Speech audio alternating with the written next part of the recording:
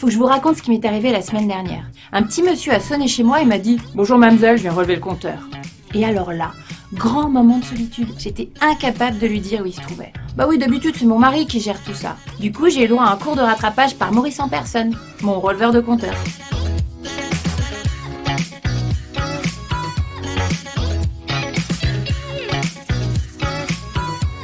Les compteurs de gaz naturel et d'électricité permettent de compter les mètres cubes de gaz consommés et la quantité de kilowattheures que vous consommez en électricité.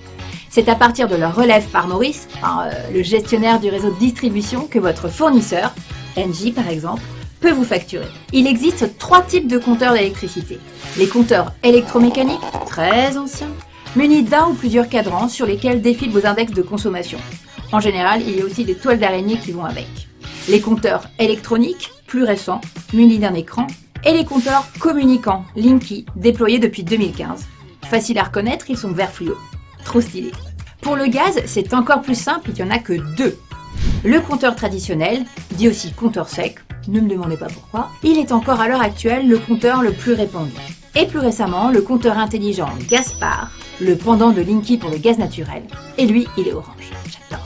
Alors je vous vois venir, non, ces compteurs ne vont pas nous aider à résoudre des équations à 4 inconnus. Mais ils ont quand même quelques atouts. Vos factures sont basées sur vos consommations réelles et non sur des estimations. Les interventions et les relèves se font à distance sans rendez-vous. Donc plus besoin de poser de RTT pour que Maurice vienne relever vos index. On l'aime bien Maurice, mais bon, c'est quand même plus pratique. Mais le vrai plus de ces compteurs communicants, c'est qu'ils permettent d'accéder à des services de dingue. Et oui, chez Engie par exemple, il y a le service Ma Conso.